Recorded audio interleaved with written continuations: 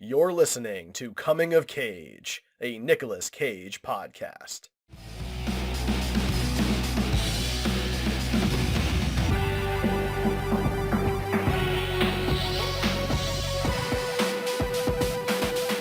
Hey everybody, welcome back to the Coming of Cage podcast.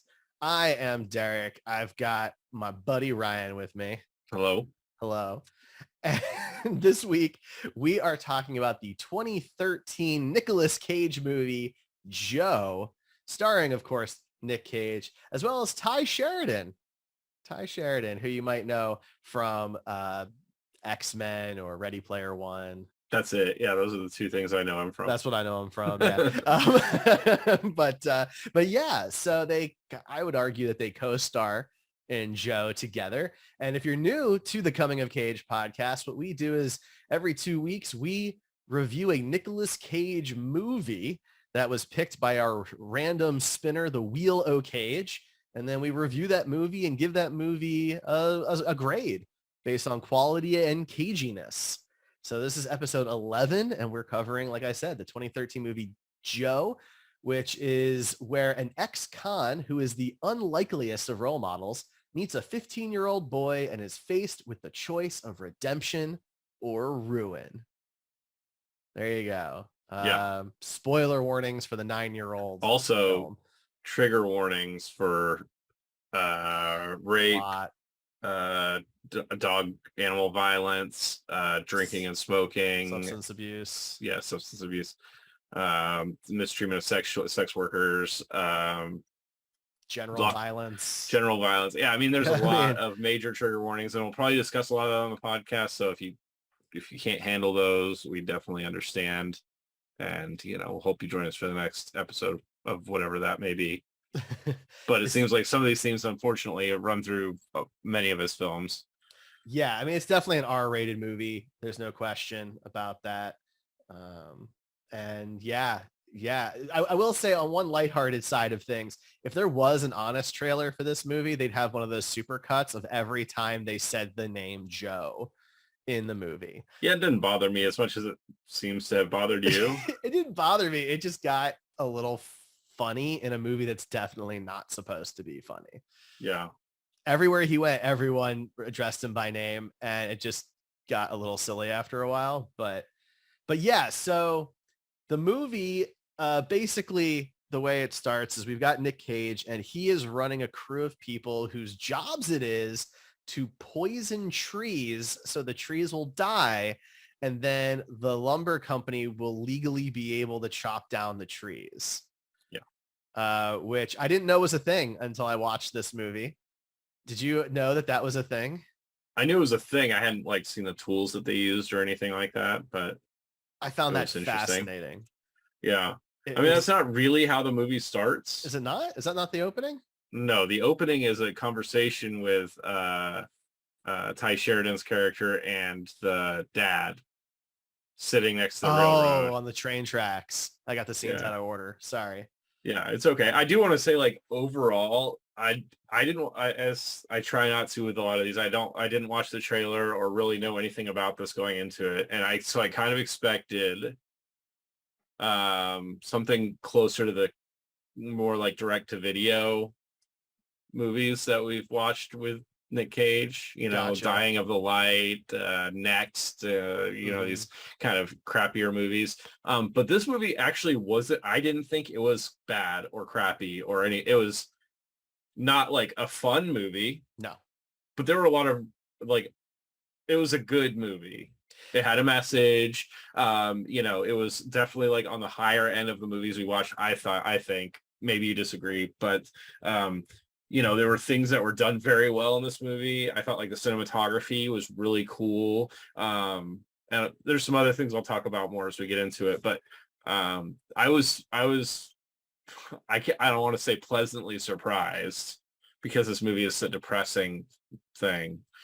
But I think I'm happy that I watched this movie. I won't watch it again. But I did think this was a really, really good performance, especially from Nick. And this, you haven't seen it and we haven't reviewed it yet, but a lot of this reminded me of Pig in the sense that Nick, and we'll get into this with the ratings, but that Nick was definitely like a subdued performance, and a really good one. It really like showed off his acting chops. No, I agree. I think overall the movie is well acted.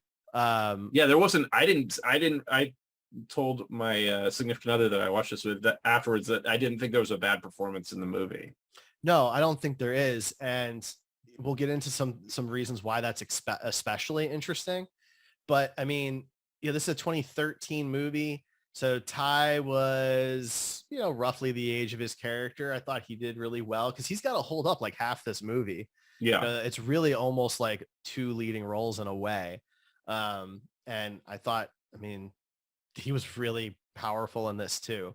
Yeah, and at the time this movie came, yeah, he was really good. And actually, I this might have been the first movie, his earliest movie that I've seen. I don't remember when the first of his X-Men movies came out, but he was really good. But I think, this being a Nick Cage podcast, yeah,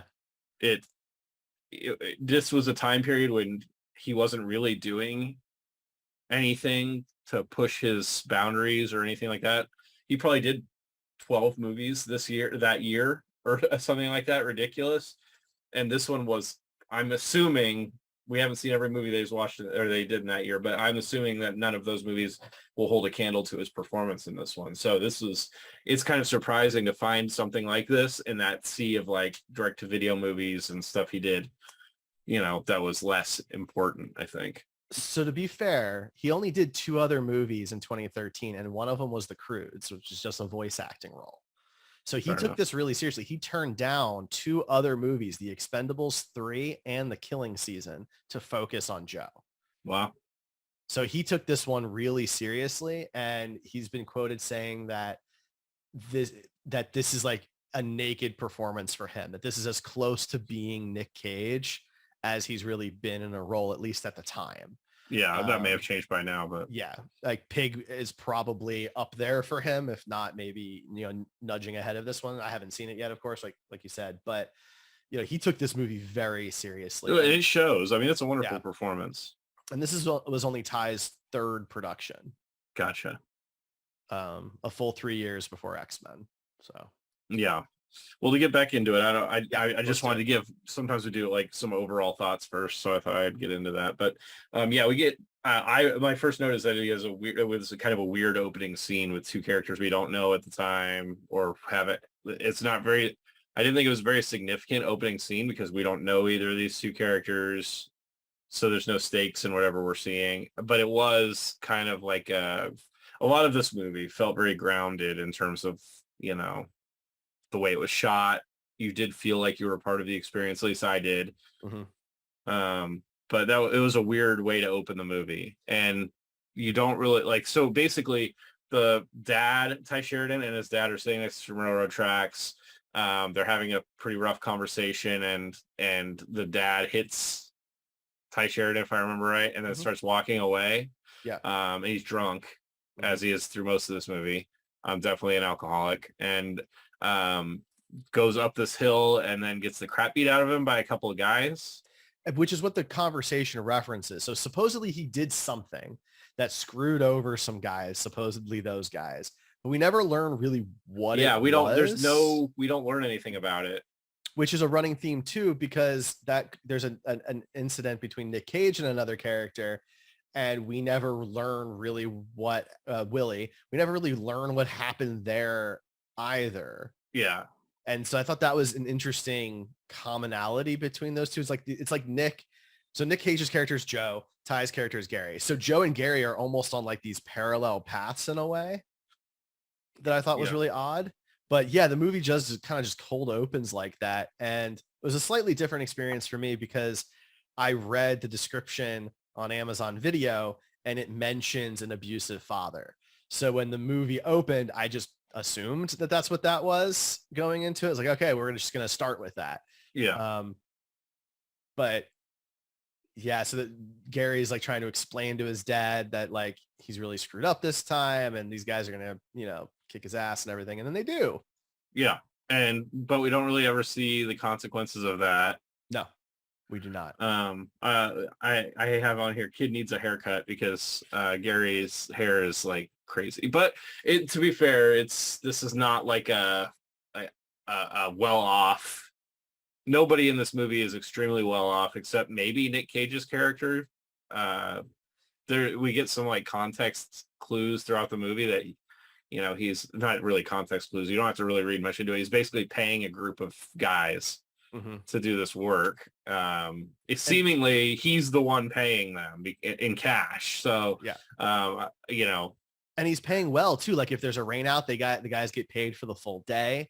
You know, he opens his house up to Connie, and he, you know, just brings in Gary and his dad and is paying people. He buys them a bunch of food, and then he gets that truck later on. Like he seemingly is the most comfortable. Yeah, but his living situation is not like super extravagant, although of all the people we see in the film, it's probably the best.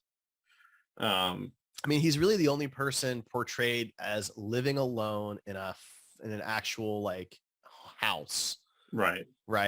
Nobody else is really portrayed that way. They're either like, you know, Gary's family is living in a condemned house. Did they say where this is taking place? Not that I saw, but it seems like one of those towns, you know, really in the middle of nowhere, where like you kind of have like the wheat silo, right? And 100 or so people live around that farm. It's kind of like small town America type Midwest. Exactly. Yeah. Nick's beard was glorious. As we get our first look after that opening scene, we get like our first look at Nick Cage's character in his truck, and you get to see his beard, and it's wonderful. As I said last week, I like bearded Nick Cage. I think he looks good. It's his best. Yeah, it's his best look. I agree.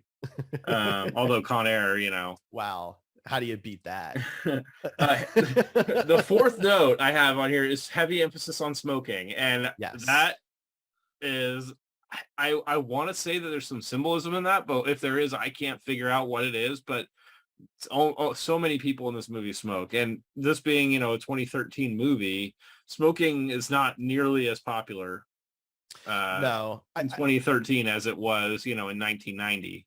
I think it was supposed to continuously show that more or less all of the major characters and even most of the side characters, aside from the guys who are doing the physical labor of the tree killing, aside from them, everybody else has severe substance abuse issues of one kind or another. And I think smoking is another substance abuse issue, right? People are smoking like constantly. I mean, you know, Nick's trying to like light this thing in the rain, you know, it's pouring down and he's trying to have a smoke, right? And, you know, I think it's just another example of these people they're not happy people with their lives. They're not happy with their lives the way they are. And they're looking for any way to feel something either numb or positive. That's probably a better take on it than I had. I felt like it was more to show like that this town is like behind the times and this is, you know, normal in this town. And, you know, that's just, you know, they're 20 years behind everybody else. But yeah, your take is better on that. So I would say we go with that one. I think it works both ways though. I think you can do both because this is a very hardworking blue collar type of town, right? There's no corporate people here. There are no desk job people here, right? And you know, even like the convenience store, which is like the pseudo grocery store, is like just kind of a disaster inside. Like everything's really run down. Nobody's really keeping like that store gives me so much anxiety every time they're in it. Like I could not function in a place like that. You know, it looks like there's no prices anywhere. Stuff is just randomly shoved into every place. Like the owner is like trying to talk to you about stuff the whole time. Like I don't know. It would be a problem for me. Well, I'm a city urban type person, right? And so I joke that like Kansas City is as small a town as I ever want to live in. So like a town like that, and I've been to towns like that back when I was a consultant, and like being out in the middle of nowhere like that stresses me out. I can't be that detached from the rest of society. But all that other stuff, everything's run down, right? Yeah. There's no upkeep on anything. Really, everything is run down. The nicest thing we see in the entire movie is the new truck that Joe buys, like, you know, in the third act or whatever. Right. Which isn't even that nice a truck. Right. I do want to this might be a good point in time to bring this up. I do think that it was really weird for me because the first half of this movie goes off the rails Yes. very quickly at a certain point in the movie. But like the first part of this movie before that happens, I actually felt like the movie was pretty charming. Like I've been around a lot of my life. I've been around people like these small town folks and, places where this is how things are. Maybe not exactly like that, but I've definitely been around those kind of environments before through a lot of my younger years. And I thought they did a really good job of kind of capturing, even like Joe. I've met people that are similar to that, that everybody knows in these small towns. So I found the beginning of this movie to be really charming. I think the way it was shot was really impressive. The way that they use the camera to kind of make you feel like you're a part of what's happening. Like, when they're filming, we haven't really gotten into like the whole tree killing thing that much, but when they're filming those scenes, it's filmed like you're walking with these guys almost, and like you're a part of this. I don't know. Yeah, it's shot in a very personal way. It was very disarming for me anyway. Maybe it's different for you, but the way everything felt, it was very disarming, which made the second half of the movie that much more affecting. Jarring. Yeah, whatever the term may be. But I at that point I didn't know really, you probably didn't even know what the movie was going to be, and it went to a totally different direction than I expected. But I thought this first half of the movie, the second half of the movie was very well shot. The cinematography was great throughout the whole movie too. It's just it stood out to me in the beginning that a lot of these movies we talk about, Nick Cage's acting and things like that, but the way that the shooting was almost, it's very rare that I feel like it's shot to make you feel like you're a part of what's happening rather than just viewing what's happening. And this movie did a really good job of that. And I don't know that I've seen much else from this director, but I'm going to pay attention more in the future when I see that name, because I think that he did a really, really good job with this movie. So this is David Gordon Green, and most people probably know his production work. Like he's produced the last couple Halloween movies. For example, the new Hellraiser TV series is another thing that he's produced. So people have seen his stuff. From a directing standpoint, he did direct Halloween Ends. That's probably his most recent thing that people may have seen. He's directed some of Mythic Quest, China's Eastbound and Down. So not like a massive collection. Yeah, he doesn't do a lot of like big Hollywood movies. Pineapple Express. Okay. Interesting. Yeah, Pineapple Express. I do enjoy that movie. Yeah, I haven't seen that in a very long time, but yeah, there you go. Yeah. So, he's done a few things. Sorry, I kind of went off the rails, talking about that, but I don't know if you felt the same way about a lot of that stuff. No, I like the way like 90% of it was shot. There was a little bit of shaky cam, and I just personally don't like shaky cam ever.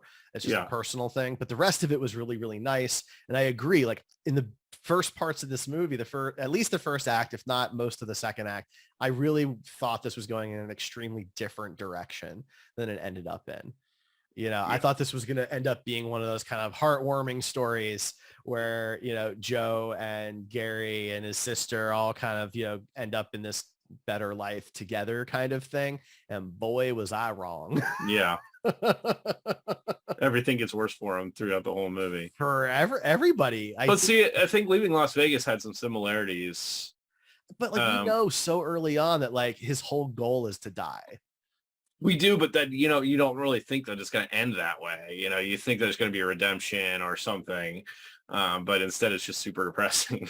Yeah, it was that. That's fair. I have as my next note, his dog is cute. Aw. Yeah. And unfortunately in this part of the movie, I didn't expect that to go the way it did either. Yeah. So like throughout the movie, so like, he's got this dog and then the brothel, I guess, for lack of a better word. No, that's the word I used. They have a dog, and that dog and Joe don't get along. And it bit him once. Yeah. And he's very it's aggressive. A big German Shepherd. Mm-hmm. Yeah. And like, I don't know what happened. We'll get to it. Let's get back. Yeah. Cue shirtless scene We get that early on, the shirtless, you have to get it in every Nick Cage movie, the shirtless scene of Nick Cage. It doesn't matter whether he's playing like a 75-year-old guy that has like a mental condition that's getting worse and worse, or like a hot-bodied guy in a bread factory. But either way, you're going to get a shirtless scene of Nick Cage. That's right. Was this after he got shot, or was there one before that? No, this was early on. This was before that. Okay. He's like in his I thought it was like a double wide, but I guess it is a house. No, he has a house, yeah. Yeah, and he's like just kind of wandering around in the house, probably drinking, because that's basically what everybody in this movie does. Man, there is so much drinking and driving. Not drinking and then driving, drinking while driving. Yeah, and being blatant about it, like not even trying to hide or like be cute about it. No, not even a little bit. And part of me, says, good on you guys. You're not, you're not trying to hide it. It's just part of what's happening in the small town, but I hate that. Drunk driving is not something that I find to be a good storytelling device or really anything. So no, and later we get to see the 15-year-old Gary driving without a at license the encouragement and drinking. At the encouragement of Nick Cage's character, yeah. It's all just a mess.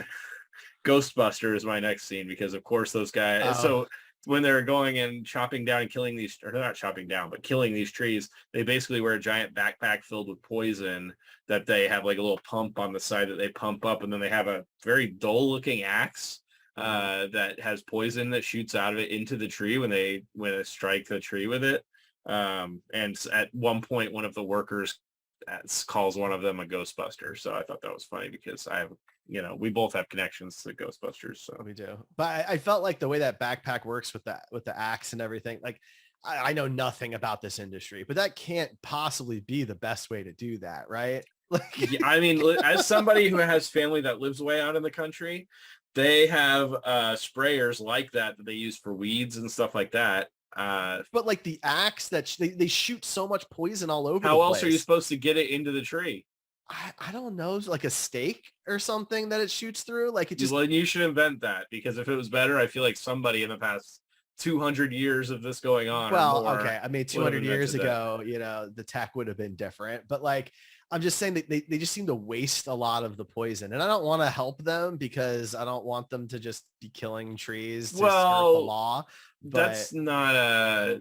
I mean, in the end, we see that it's to clear room for other trees, so it's more cyclical. But we'll get into that, because that has some kind of symbolism and things like that with it.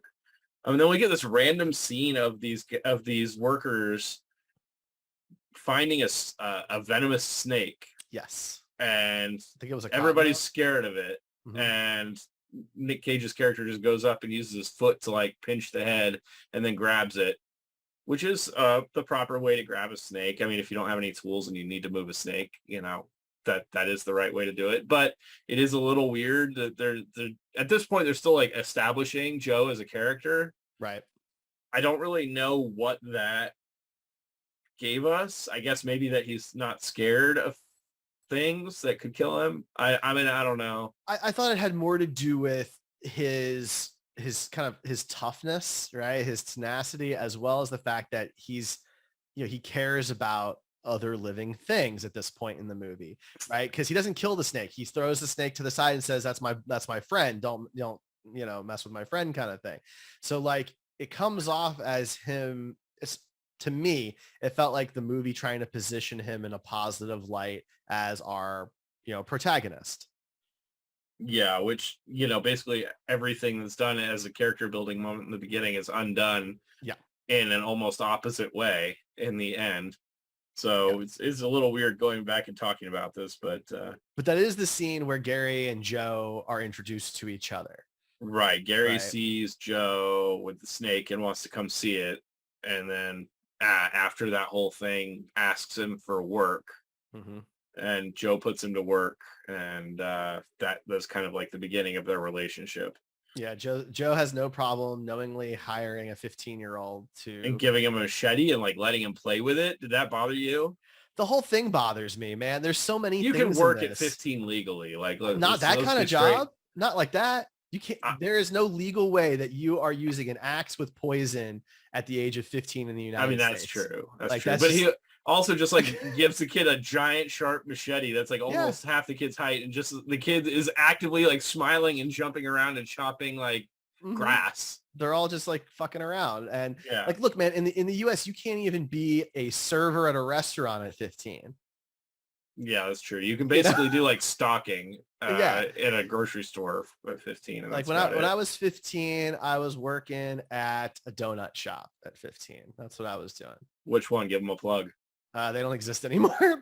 Penguins Donuts, they're gone. Wow, didn't survive. They didn't. It was you were making the difference, and as soon as you left, they went downhill. It's true. It's true. My next note is brothel, because randomly in this town, there's a brothel that's operating that I'm assuming the police know about, and because everybody knows everybody in this town. There's only like 100 people in the town. Of course, there's no way for them not to know. Yeah, and I don't think Nick Cage ever actually has sex at this brothel. He gets a blowjob once, but like he shows up there several times. Yeah, well, yeah, that was a weird scene, but he shows up there several times, and every time something is interrupting it. Yeah, and he just storms out. But they all after giving him the money every time. He gives him money every time, regardless. Yeah, and that's again like to show that he's probably better off than everybody else, and he doesn't mind sharing that with people. Like all of his problems aside throughout this movie, he doesn't really have any like conceited like egotism from like that standpoint. He just kind of wants to help the community from that standpoint. So yeah, it's seemingly he goes there on a very regular basis. And in this particular case, he goes in and talks to the madam basically right away and wants to actually, I don't know, is calling her a madam a thing? Like, it's a weird brothel. But she's in charge. The woman that would be in charge of the brothel, which I think is usually called a madam, he wants her. Yeah, Merle is her name. Yeah. And then the dog ruins that, I think. And then the dog ruins it several times throughout this movie. The dog is the biggest cock block for him. Big time. And yeah, that's probably part of why the dog has the thing that happens to him later. But then he goes to this other place. He's basically running errands around town that don't really do anything. Like, nothing ever happens. He doesn't have sex at the brothel. Then he goes to this other place where they're chopping up a deer inside. I think that's just somebody's house. Yeah, they were in somebody's house where they're like field dressing a deer in like the inside the house. Yeah, or the living room, because this is a very small house. Yeah, that was unclear. I thought it was the kitchen, but he doesn't really do anything there. He shows them how to cut the back off. Right, but like, is that why he went there? Because he leaves right after he does that. No, I thought he had something to say to the blind guy. I'm drawing a blank on his name. But he didn't actually say anything to him. It never happens. That's what, there were a lot of scenes in this movie. If I had like one really big complaint, it would be that there was a lot of scenes that just had no point. Or maybe I'm just too stupid to understand the point. No, and this scene was one of them. Like, it was just to establish the character, I think, but the character still has to have a reason to be there instead of just showing up and leaving for the sake of making his character. You know what I mean? I think you're right. I think the point of the scene was to help paint the picture of this town and the people who live there and his connections to them, right? Because he walks in, everybody knows who he is. Yeah. Everybody immediately they're joking with him. Yeah. He's got this kind of point of authority in a way, not that like he's in charge, but people, give him room. They trust him, right? They give him the lead on things. And then, when he comes out and has the altercation with Willie, that's very confusing to all of us viewers at the time.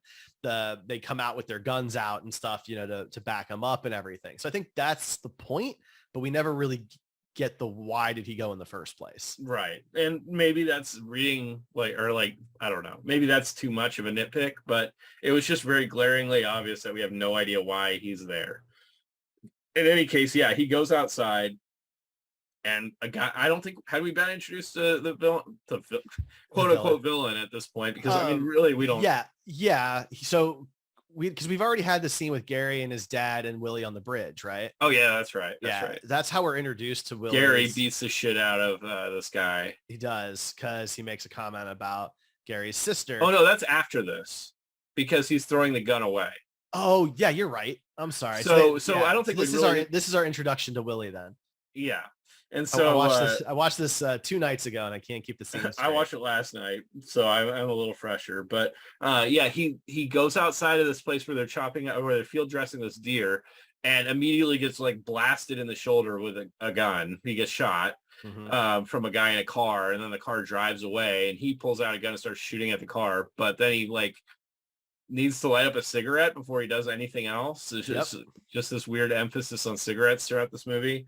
Um, and It's then like this weird detachment from like giving a shit, yeah, like he doesn't care if he dies as long as he gets that cigarette.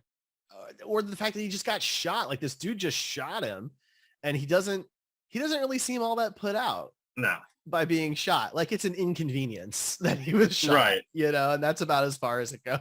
And the other guys in the house come out and they're like looking around, but they don't do No one anything, does anything. really. Yeah. And then we get this is another one of the scenes that I don't understand what the point of it was, where the villain is just like driving. It's just like a driving shot of him. Hmm. And he like says something. Well, he was cleaning off the rifle. He wanted, cleaning his fingerprints off the rifle. Right. But th- he's just going to throw the rifle off the bridge anyway. We see it in the next scene. Yep. But it's a long, I say it's long, but it was probably like 45 seconds to a minute of him just driving and like muttering something under his breath, and nothing really happens. I kept expecting him to like look in his rearview mirror and, oh, there's Nick Cage, like right behind him. Like that's what I was kept waiting for. expecting him to like chuck the gun out the window while he was driving. Sure, that would have worked too. But none of that happens. It's just a really weird shot that has no significance to anything else in the movie except like show us the face of this guy, I guess. And then that's when he gets to the bridge. He throws the gun off the bridge, and Gary runs up to him and asks him if he could get a ride for him and his dad. Because his dad is just blackout drunk again. Yes. And the guy offers to give him a ride, and then they get into a fight. And yeah, it's a whole thing. He gets the shit beat out of him. Gary kicks the his villain ass. does. Yeah. And yeah. So he has this vendetta against Gary throughout the rest of the movie. So Joe and Gary are both on this guy's radar now. Mm-hmm. Then we get this another weird ass scene of like, I think it was Gary and his dad of like breakdancing. That was before this. So that was it? Because I wrote this in order. That's what happens before Gary goes to the bridge. Oh, okay. Yeah. Because his dad is drunk on the ground and Gary's trying to get him up, and his dad won't jumps get up ahead because he's just completely wasted. Right. And he makes a joke about, teaching him how to break dance because, parts of break dancing, you're on the ground. But it's this really awkward, uncomfortable scene because there's moments of levity, but there's still this drunk, abusive father who's not providing for his family. They're living in an abandoned home, a condemned home. They have no food. They're eating out of the trash. But here he is like breakdancing drunk and using a vodka bottle as a pillow. And breakdancing, like that's not really the weird part. I think the part that made it weird for me was the fact that we haven't really talked about like the dad. The dad is like, he looks to be like 70 years old. Mm-hmm. Probably because of the alcoholism, because I don't think he's actually supposed to be that old, but he has like long stringy white hair he's like balding and looks like a much older man than he probably was in the movie. But I mean, he was only 53. The actor. Yeah. Right. The actor was only 53, but he looked much older. Yeah. And so that seeing someone that looks that old, like talking about breakdancing, which was popular in like the 80s and 90s, that was a little weird, but it is what it is. And it was kind of a funny scene in the middle of this whole horrific thing. Well, so this is, I guess, as good a time as any to mention it. So what's interesting about that character is, so he is played by Gary Poulter. This is the only movie that man ever did because he was actually a homeless man who David Gordon Green, the director, cast because he was a local guy and he was not in good health. He died 2 months after filming completed. Yeah, I mean, that's probably why he looked so much older, because he just was in really poor health. Yeah. Um, I would so imagine that, he had a pretty rough life. R.I.P. He did great in this movie, despite, the character being a piece of shit. Yeah. That he made that believable. So good on him, and R.I.P. So yes, that all happens before the bridge scene. Then we get to the bridge scene, and we've talked a little bit about it, but my next note is, but does this guy give a fuck? Because this villain guy says like 3 times on this bridge that he got in a car crash at 70 miles an hour, and Went through a windshield. he went through a windshield, and he doesn't give a fuck. And he says like this, it quotes like the exact line at least 2 or 3 times on this bridge. So my note was making fun of that, but does this guy give a fuck? Because clearly he doesn't give a fuck, because he tells us he doesn't give a fuck like 100 times. And he brings that up again a few more times in the movie. And then after that, we go back to Nick Cage's house, where a bunch of much, much younger women, or not a bunch, two. Much, much younger women show up at his house. Yeah. And I still don't know why the other girl was there, because she didn't really do anything. I assumed it was a friend. It's right, but she didn't do or add anything to the scene. It would have been the same whether she was there or not. But in any case, one of the girls, it's implied that she knows him, I'm guessing through the brothel, but and she needs to live with him because she's got some stuff going on or something like that. And so she acts as kind of like a problem with, so her mom is dating this guy who it's heavily implied is abusive to her name's Connie. And her mom's kicked him out a few times, and he's back again, and he's promised again that he won't touch her. And obviously we can't believe this guy because he's scum. So Connie is trying to protect herself, and she trusts Joe, right? Like, again, Joe is the good guy in this town. He's, the person everyone can rely on in this town. Yeah. For whatever reason.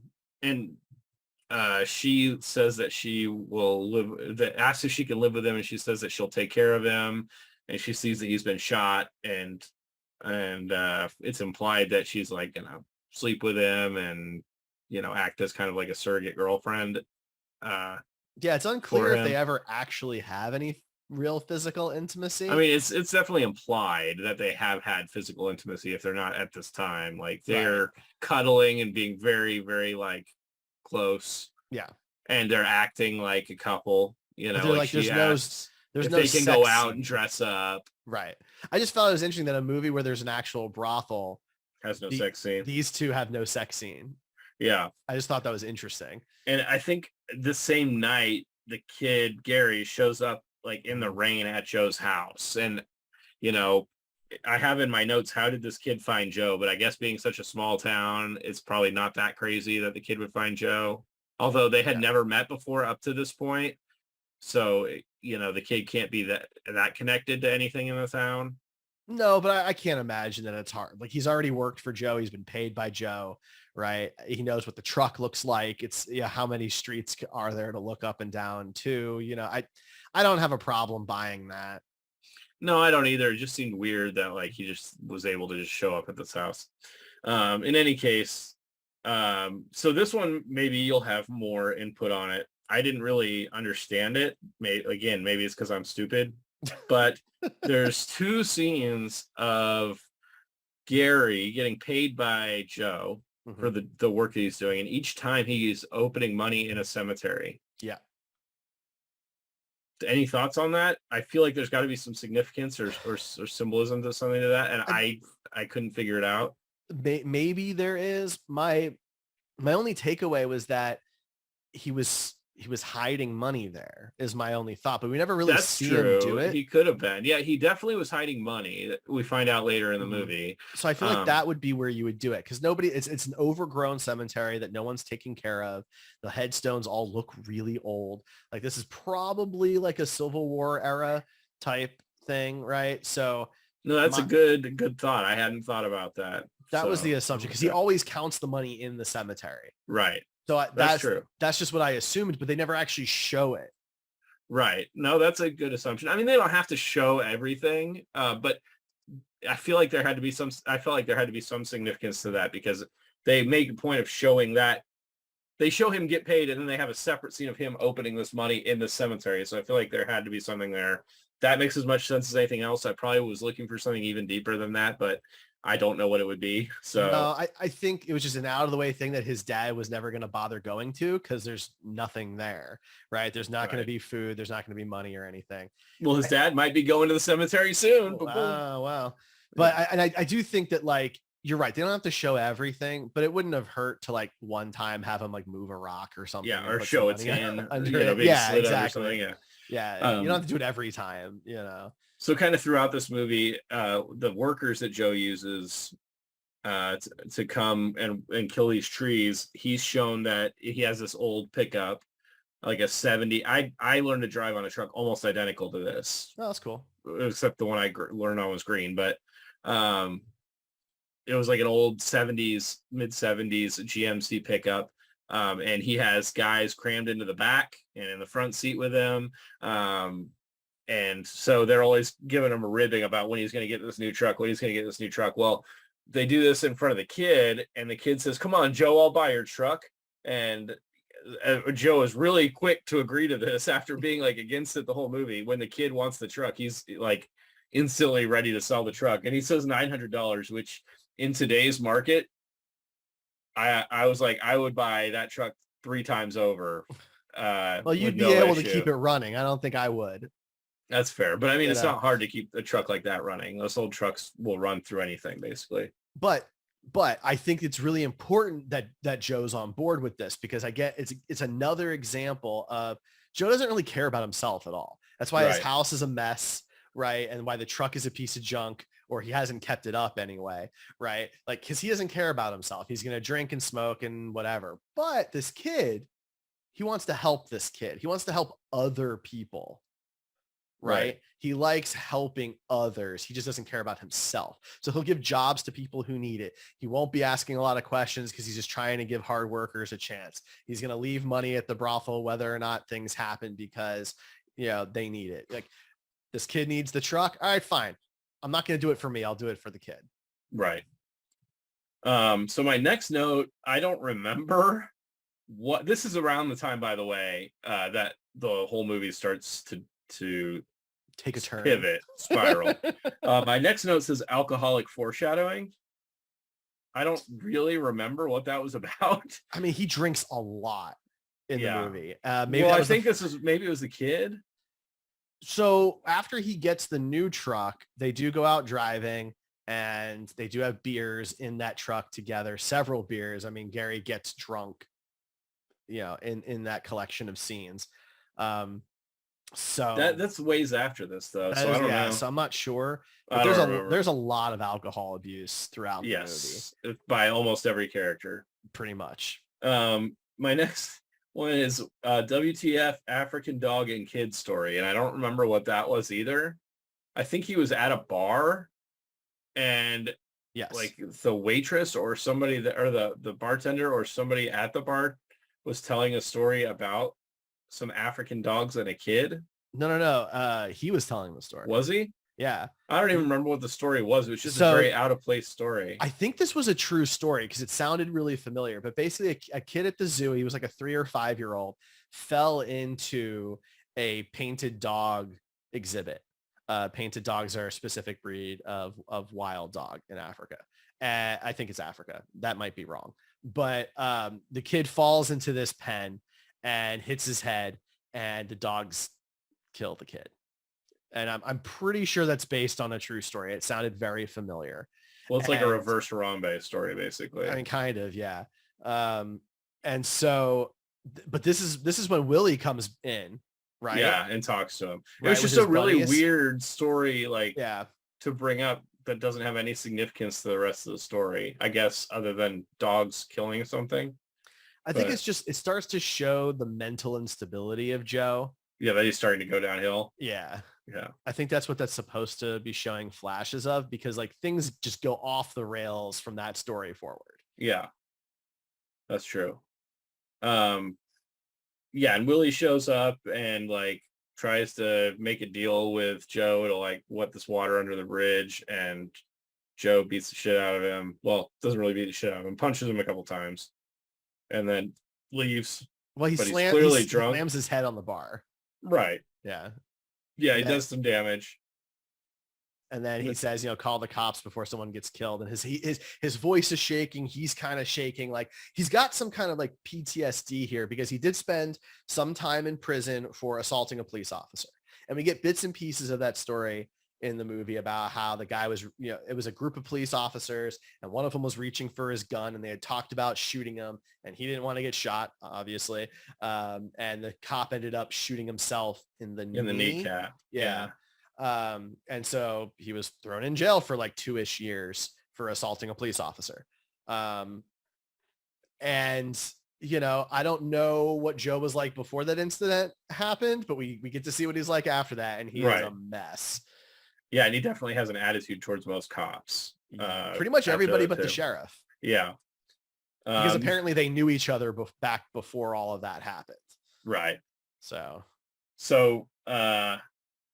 he goes drunk driving, of course, just another add that to the list. Yep. And then he goes to the brothel. Mm-hmm. And is this where he gets the blowjob or is that later? No, that's later.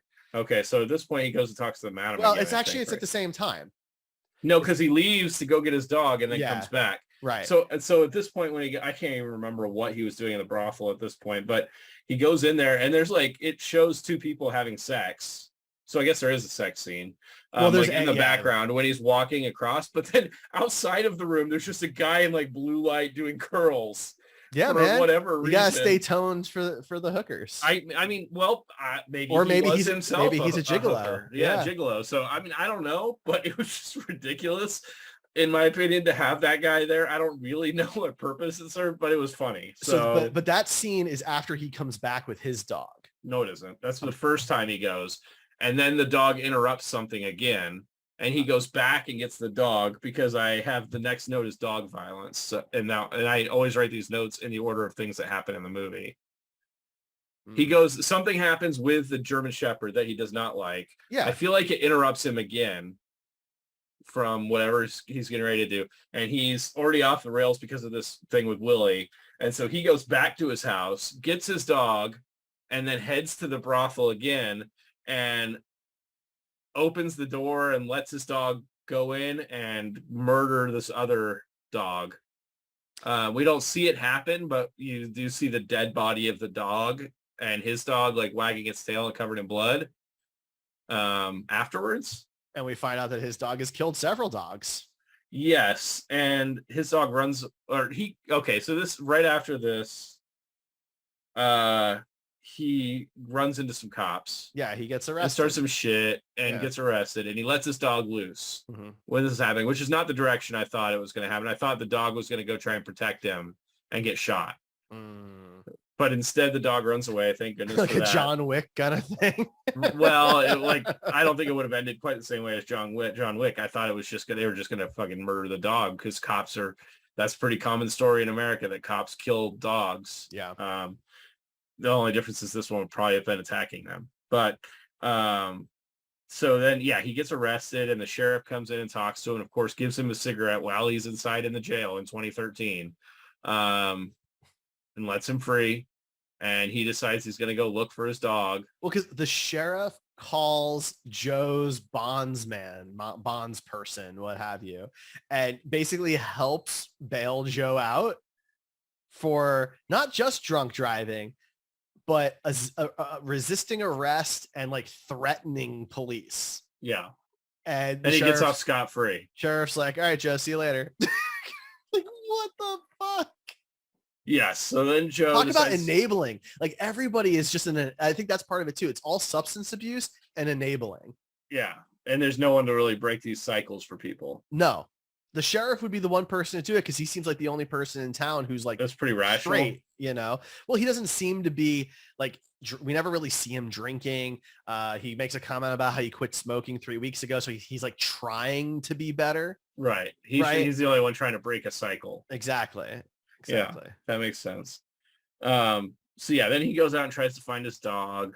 And at one point, he describes the dog's breed, and I'm not going to go into it because he says the dog is an American Bulldog. The dog, in my opinion, does not look like an American Bulldog. It looks like another breed that I'm not going to name because I don't want to give more attention to, the stigma of this breed. But I thought that was really cool in the movie that they weren't like, oh, we could just use this breed because it has bad reputation anyway and it would make people more scared, but they didn't do that. So I thought that was really cool. American Bulldogs don't really have that kind of a reputation, so that's anyway, I that's did like besides the point, but when he described the dog as looking like a cow. That was funny. And the lady was like, the dog looks like a cow? He's like, yeah, lots of dogs look like cows. Like, sure, okay. Sure. Well, because Joe and Gary are wasted driving around town trying to find this dog. And it's been established at this point that Gary and the dog get along, which apparently the dog doesn't really get along with other people, but he gets along with Gary. So, underage drinking and driving is my next note, which ties into what we were just talking about. And then I had my next note is casual racism. So I feel like Joe says something offhand. It's not like, the N-word or something like it's against some other race that's not as commonly. I don't even remember what it was. I didn't write it down because I didn't want that in my notebook, whatever it was. But I don't recall. He says something that was like, I think a stereotype of a particular race. But I thought it was, they don't acknowledge it or do anything. It just says it and moves on. So because it's just him and the kid, I think. And then they go to a boat graveyard, which exists. There were more boats there than there are people in that. And it wasn't like if you've ever been to a car junkyard. Yeah. It's like pieces of cars, a front end of a car missing a windshield, like pieces and bits of everything. These boats all looked like they were in pretty good shape. So part of me wonders if this was a lake that like dried up and had all these boats in it or something like that. But it's very weird. It's all these boats look like they're in really good shape, but they're all just kind of in the middle of a field. Yeah, it was weird. But yeah, that's where him and the kid kind of bond a little bit more. And then somebody says something about the opera. And I instantly looked at my significant other who watched Moonstruck with us on the last episode. And we were like, was that a Moonstruck reference? And you know what? Maybe it wasn't. It's just, it's like such a random thing in a movie like this. I feel like it has to be. I didn't think about that. But yeah, because Joe gives Gary his lighter. And it's a nice lighter. Right. And this is how you get the ladies, or this is what turns the ladies on or something. He says something about that. Exactly. He's like, I'll use it at the opera. And then immediately Joe goes to light a cigarette. He's like, I don't have my lighter. Yeah. That made me laugh. And runs into the kid's dad walking on the street and uses his lighter and then threatens to beat the shit out of him if he ever lays a hand on the kid again. Because at this point, Joe, we didn't mention it, but Joe saw the dad hit the kid and take his money. Right. And the woman living with him, whatever you want to call that relationship, told him that he could do more and implied that, he needs to do more. And that probably it seems to kind of supplement the cycle of our downward spiral that he seems to go into at this point. Well, yeah, because Connie, she is on the younger side. She's like in her 20s, at least the actor was. And she seemingly like wants to do the right thing. She's clearly been around some abuse in her life. And she wants to avoid that. She wants to help this kid. She's trying to nudge Joe to be the better person, to be a good person. Right. Be kind of a father figure in this moment. Exactly. There's some cute moments, like they get Gary different clothes, during that scene when he shows up in the rain and it's Connie's like sweats and stuff like that. Yeah. It's cute. Like she seemed cool. And it all seemed genuine. Yeah. Like I liked it. I did like their relationship. She encourages him and says that nobody can mess with you. Right. Kind of encouraging him to stand up for himself. Like if I was forced, I had to hang out with one person from this movie in real life. They had to be my friend. I mean, Connie was the best person in this town. Yes. I mean, basically of everybody we see, she seems to be the one that's trying to change and break the cycles. Yeah. Next I have Nick Cage Little Spoon because when it shows them spooning in the bed and Nick Cage is a little spoon. And you know what? men can be the little spoon. And thank God Nick Cage did this in this movie and show that it's okay to be the manliest guy in the room, but then also have your significant other be your jetpack while you're in bed. Because listen, be the little spoon if you want to be, and don't let anybody tell you can't. Okay. Public service message. Yeah, I'm the little spoon all the time. That's right. And Derek, very manly. He has so much hair that like he could give 5 other guys testosterone and still have enough to supplement himself for several lifetimes. Then there's a scene where he's like at a stoplight and he like looks at a woman and rolls down his window and nothing happens. Yeah. Okay. So I wasn't sure if that was supposed to be Merle or not. I don't know, but it was another one of those weird scenes that didn't seem to serve any purpose. Because we see that same woman, I think, again later in the bar at a table. And when we first see Merle, which is really like one of the few, like she's at that brothel and she's wearing, not like daytime type clothes and stuff. And so I'm not sure if that was supposed to be the same woman or not. I don't know. It was a weird scene. It was. So then maybe this part might not be in order because I didn't have a note about this, but I did want to talk about one particular scene, which I think this is about the right time, with the dad sitting outside of a liquor store, and a black man comes out of the liquor store, seemingly having just purchased some liquor, and he doesn't move around a lot. He seems to have some sort of either physical or mental disability, possibly caused by the alcohol. And so he kind of shuffles away. He seems to be homeless. And he shuffles down by this pond, and the dad follows this guy, and seeing that he has like a brown bag for alcohol, and sits down with this guy, and you can pretty much tell from the beginning exactly what's going to happen. And it's a really well done scene that I would never want to watch again. Essentially, it was pretty awful. But essentially, the dad like sits down with this homeless man that just bought a bottle of wine and tries to disarm him with conversation, essentially, and then picks up a piece of metal from the ground and just bashes his brains in. And like, it's gratuitous. He was clearly dead after like the first or second hit, but he hits him 5 or 6 times, and then steals the alcohol and anything else of value. And anything else of value, and kisses the guy on the head and walks away. And I don't know that this scene needed to be in the movie either. I mean, at this point, we know that he's an alcoholic, and I think this scene kind of led into him meeting up with Willie. But I still think that could have worked without the scene. Again, the scene was really well done, and it was very impactful. I mean, I think that you would agree, Derek. You seemed like the scene really bothered you, and I can understand why. But I mean, I feel like you wouldn't argue that this scene was well done and impactful. And the fact that it made you feel a way, means that it did what it was supposed to do. It's awful in not the production sense, right? In the emotional experience sense. And being a human sense. Yeah. Which means that from a technical perspective, it was well done. Yeah. To your point about, what is it adding to the film? Like it's difficult because, by the end of the movie, he's doing stuff that's also just truly, truly horrible. I don't know that showing him kill a homeless man. He was already pretty bad at that point. He's beating his wife. He's beating the kid. He's stealing his money. He's threatening him, pulling a knife on his child. He's doing a lot of pretty shitty things. So, I mean, yeah, this didn't really make him seem, I don't know. This actually did. I can't say that. This actually did make him seem a little worse because like all those things are pretty bad, but this was like premeditated, cold-blooded.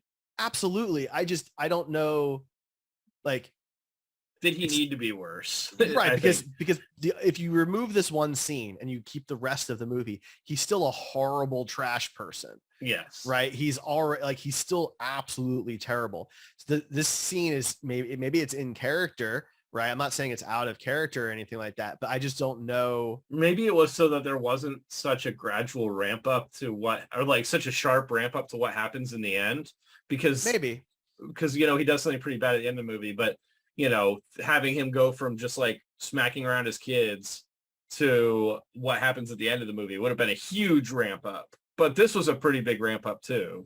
Well, that's the thing. Like, it's because it's also so premeditated. He follows this dude for You can miles. see him thinking about it. Yeah, like and this know? guy does not move quickly. He's shambling essentially. This is a very long premeditated decision. And then they sit down at this little camp spot and they have this whole conversation. I mean, he could have bailed on that plan 100 times. But he didn't because he knew nobody would be around. This is like on the outskirts of town. It seemed like the outskirts of town. Yeah, that was a rough scene. Now, it does do one thing that's kind of interesting, that maybe this was the whole point. When he's trying to get the guy to kind of drop his guard and he's talking about, the fake story about his wife being in the hospital and things like that. That is the most sober and coherent we see him in the movie.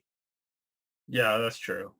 And I wonder if the point is to show that to get alcohol or to get resources that will get him alcohol, he can pull his shit together long enough,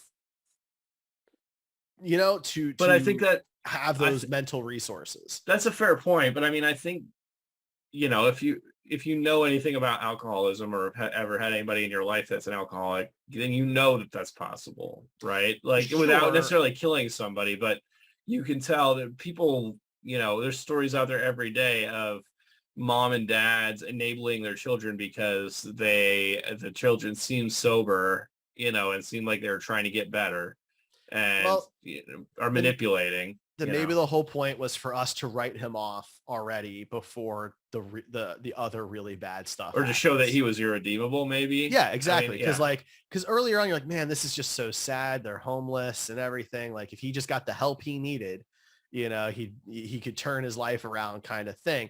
And then this happens, you're like, well, I guess not. Yeah, pretty much. Right. And then by the end of the movie, they just double down on that. Pretty much. Yeah, it's rough. So then I maybe after or sometime around this scene, Nick Cage is driving his new truck because he went and bought a new truck. The kid took his old truck. He didn't take any money from the kid for it. He said to save it or whatever. And so I like how Nick Cage cares about the insurance, but not the lack of a driver's license. Right. Or, drinking and driving or any other number of offenses. But you get that insurance. That's true. But then, so he's driving his truck home. I think it's literally his first drive home where a cop tries to pull him over when in reality, it didn't seem like he did anything to deserve that. And so he gives, other than driving drunk probably, although I don't know. Or fast. Like, we have no idea like what. But he mentions to the sheriff that this new guy was just trying to like shake him down. Yeah. And the sheriff agrees. Yeah. So, I mean, and there's no charges pressed over this, but yeah, he gets out of the car and it basically is him recreating the scene that he's talked about where he was going to get shot by the cop because this cop pulls a gun on him when Nick Cage starts like walking towards him. Mm-hmm. And Nick knocks the gun out of his hand and smacks him around and asks him if he's going to shoot him, and then walks away. It seemed like he was trying to compensate for what happened the previous time when they were just like discussing whether they were going to kill him or not. He wasn't going to wait for that. Right. And then, the sheriff shows up at his house and tells him, and talks to him about everything. And doesn't arrest him. Right. So then at this point, Willie and the dad we do learn that Joe has like kids. Yes. One kid that he hasn't seen in a long time, which is interesting. Yeah. And they never really touch on that at any other point during the movie. No. So yeah, during this time, after the murder, Willie meets up with the dad and it's like, I think we can help each other. Essentially, it's like forming the Avengers Initiative if they were evil. Like they're trying, like all these threats somehow come together at the end of the movie. And so basically it's a setup for, my next note says obvious trap, because clearly these two guys are trying to get Joe and the kid to show up. And they do, of course, show up to this scene. But what's amazing is it wasn't a trap. Yeah, it ended up not being a trap, but it seemed like an obvious trap. It sure felt like one. And especially with that scene that was before where they're like, we can help each other with this. And you're assuming that it's the Joe problem, but it's apparently not the Joe problem. It's like trying to solve money issues by selling the daughter. Right. So it's like, it's not a Joe problem. It's not even really a Gary it's not even necessarily to get back at Gary. Like that's a side effect Yeah. of what they're doing. But this goes back to why Gary beat up Willie to begin with. Willie's comments about Gary's sister, Yeah. like this obsession that like for a person, by the way, he's never even seen. Yeah, and some of the implications here are a little weird. Like I thought that they were like trying to sell the daughter, but then it seemed like they were basically prostituting the daughter out. Yeah. So yeah, it was not a great theme to this movie in this circumstance. There's no gratuitous scenes or anything, luckily, but and I'm not even sure that something happens. Well, you see the guy getting out of the truck that had been closed. Like the back of the truck had been closed up with the daughter in it, and the guy gets out from them, but they all have their clothes on. I don't remember seeing that shot. Okay. I'm pretty sure I saw that shot. I don't know. Maybe I thought it was still because Willie goes in first, and I thought Willie was in there when Joe pulls him out. Maybe, I don't know. I swear I remember seeing somebody get out of the truck. I can't remember if it was Willie or who it was, but in any case, it's implied that they were going to be raping this girl, underage. Not that that makes it any better, but or worse. I mean, it's bad. The whole thing's horrible. Yes. So then Joe goes on a rampage and starts shooting them all and gets shot himself. At some point, but while this was going on and like the raping or whatever happened in that scene happens, the dad has walked away. Well, yeah, because so what happened? So Joe gets Willie and his friend, who I don't know that we ever learned the dude's name, on the ground, like basically on their knees on the ground. Gary gets his sister. They run away for help, and Joe basically goes to this other guy he doesn't know. He's like, I don't know, you leave. Like, dude, he was still about to do or did do what this looks like. So why are you just letting the dude go? I have no idea. And then letting the guy go ends up being detrimental because he shoots Joe. Yeah. He takes like 20 shots at Joe and hits one or two. Twice. Yeah. He gets Joe twice. Joe kills that guy. And then Willie makes that same comment about he gets shot in the face again, and he doesn't even get to finish it. Yeah. About not giving a fuck. Yeah. Like right before he says, and I don't give a fuck, he gets shot in the face. So yeah, then Joe goes over to the bridge where the dad went and was sitting or was waiting while all this was going on, his daughter being raped while the dad was getting paid for it, and the dad commits suicide. Well, because at first it seems like Joe's gonna kill him. Yeah.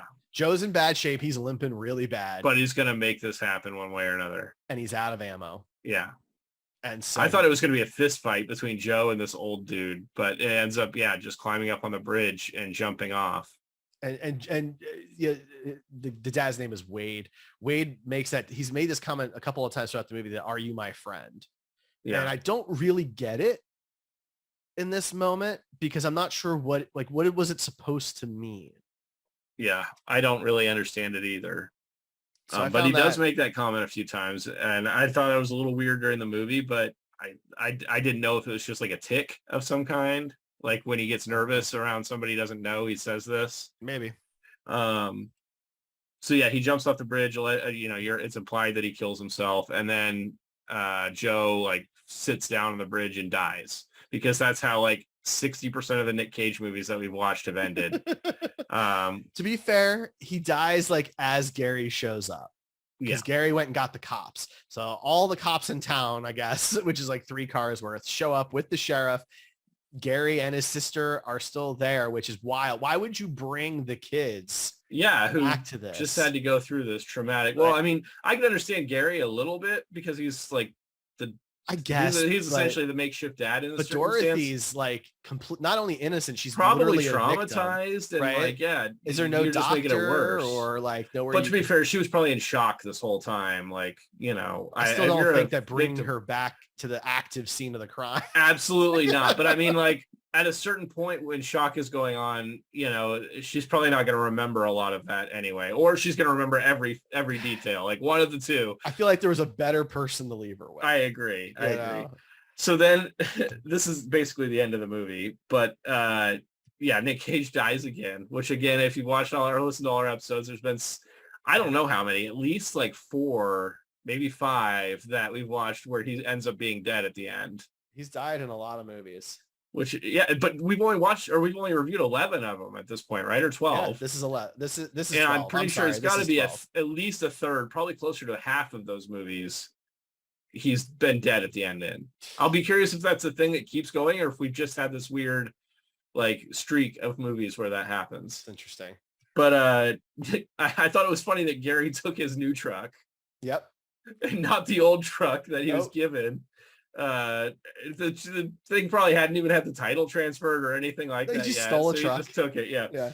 And so then it shows him, Gary being him, going to a new job where now instead of killing trees, he's planting trees. Right. It's basically the opposite of where the movie began. But they go through the same thing. Like the guy that he's working for, who you never see the face of really, is giving them the same spiel about how you get a full day's pay if you work. So it's kind of implied that it's the same. I feel like there's got to be an umbrella, and underneath that umbrella, Joe and this other guy were working, but they were doing opposite things. Like in the fields that the lumberjacks had cleared out, they were coming in and planting these fresh trees. And so, I feel like it was, I don't know, it's not really explained, but for me, it felt like it was the same property. And it was like the flip side of that coin of the property. Like they're clearing out all these trees and then they're burning the land and then they're starting fresh and planting trees, the trees that they want there. Like you would for some kind of farm or something like that. Right. But yeah, there's obviously very circle of life. Yes. And it's probably the most heavy-handed symbolism of the movie. That the kid goes from being in this negative position and killing trees to being in a positive position. It's not really positive, but like a bright potential future ahead of him. Right. And now he's planting trees. So a little on the nose, but it was fine. But yeah, that's how the movie ends. And yeah, I mean, like I said, I thought this movie was pretty good. I actually think this is going to be our first movie that's on the not the low caginess, high quality side. And I thought Pig might be the only one on that side, but I'm happy seeing this has given me hope that we'll have more that are on that side. But I guess that's where we're going to get to is rating this movie and seeing where it falls on that scale. Interesting. Yeah. Because there's, I would say, caginess very little. Maybe you'll agree. We'll see in a second. I think I do. So then let's do this. So what we do now, we've discussed the movie. We've just discussed it to death. And now we're going to rate the movie. So we got two scales. We got quality. Is it a good movie? Is it a bad movie? 20-point scale, 20 being amazing, 0 being the worst thing ever. And then we have a caginess scale. Same thing. 20 points is the cagiest movie imaginable. 0 is 0 cage. Okay. And we do both of these scales. So we always start with the overall quality. And Ryan, I want you to go first on this one because, of course, well, I think I'm going to disappoint you a little bit. I want you to get yours out there. So, I mean, this isn't the best movie that we've watched. I think like Leaving Las Vegas was probably better. Moonstruck was probably better. Unbearable Weight of Massive Talent was probably better for different reasons. But I thought it was not far below Leaving Las Vegas. Interesting. So I'm going to put it at like a 14. A 14? What did I give Leaving Las Vegas? Do you have that handy? You Leaving Las Vegas a 17. Okay. Yeah, I think 14, somewhere between 14 and 15 is about right. I'll stick with 14. Okay. Well, for perspective, you gave Mandy a 15. Okay. Yeah, this is, I'm fine with that place. Okay. 14. Yeah. Okay. So you're going to give it a 14. So we're not like super far off. No, I mean, I think it's some of it, I'm trying to be objective, but some of it is I just enjoyed Mandy more. This was not an enjoyable movie, and I'm not holding that against it, but it is tough to rate it higher for me when it's like that. Well, sure. So like I was looking at It Could Happen to You, for example, when I was thinking about my number, and because I was thinking about giving this a 12, but that's what I gave It Could Happen to You. And I'm thinking, and this is a better movie, I think. I think from a technical perspective it is, but I'd rather watch It Could Happen to You. I am 100% in agreement. Yeah. So I think I have to give this a 13 then.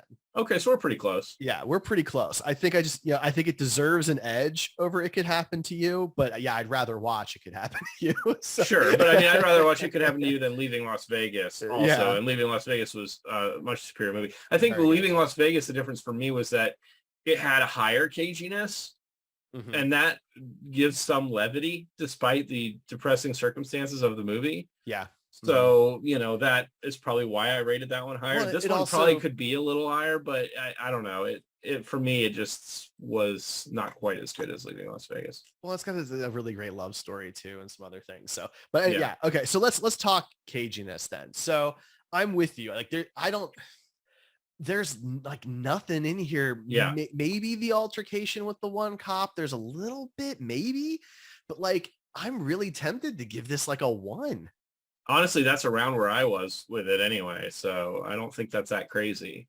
So it's like, very low caginess. I mean, that's one of the things. If you go and look at some of like the IMDb and like Rotten Tomatoes reviews of this movie, it says that it's interesting trying to watch Cage be like held back to a character that is not held back. You know what I mean?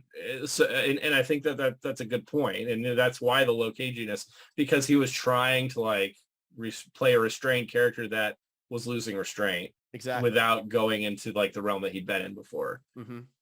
So then, okay. So if I give it a 1, what are you going to give it? Yeah, I'll give it a 1 too. I can't think of a single scene. And even that scene with the cop that you mentioned wasn't really that cagey. I mean, no, that's why like that's why like that's what gives it the 1 and not a 0. Right. So then I think you're right here. So if I plug in our numbers, I think it will end up being the first, like you said, the first movie to be in out of our little line of movies. Because we have, if you've looked at our graph, we have a line. Well, I mean, it's a line made by all of our different little plots of the where the movies lie on the scale, and the line goes basically straight across from low caginess to low quality to high caginess and high quality, and it's almost a straight line. And this one will make it more of like not an X, but like a Y, a backwards Y, essentially. Yeah, exactly. There is one movie that's technically in this quadrant, and I'm trying to look at the map I'm looking at doesn't have the labels and the dots, so I'm trying to quickly figure out which one it is here. Gotcha. Is it Rage? No, Rage was terrible. It was, yeah, it was real bad. That's not an exaggeration. But we'll post our Cage-O-meter so you can get a really good look at where that is. But there is one of it could happen to you. Is it could happen to you? Okay. Yeah, it's just barely crossing a line. Okay. Yeah. That was a fun one. Okay. Yeah. Gotcha. And the Family Man is literally on the line. Family Man is on the line. Yeah. Yeah. So there you go. So that's our rating for Joe, a 13.5 out of 20 on quality and a 1 on caginess, which puts this as like a pretty good movie where we have a very reserved, controlled Nick Cage. Yeah. Now we do have to figure out that Joe is no longer on the Wheel O Cage. So let's find out what movie is going to be joining the Wheel O Cage, and that is The Cotton Club, which I have no idea what. No, and hopefully it's less depressing. So we'll have to look into that one, but we will be spinning the Wheel O Cage to find out which movie we will be talking about next. So make sure you go to comingofcage.com or follow us at Coming of Cage on Twitter to see what it is that we're going to be talking about next. Ryan, any final thoughts on Joe? You're probably better off not watching it if you didn't watch it before this podcast. It's fine. I mean, it's a good movie, but just, for most people, there's probably no reason to watch it. It's just going to make you depressed. Yeah, I would agree with that as well. All right. Well, if you disagree, let us know. You can reach out to us, like I said, and we thank you so much for joining us on the Coming of Cage podcast. We'll be back in 2 weeks. Thanks for listening.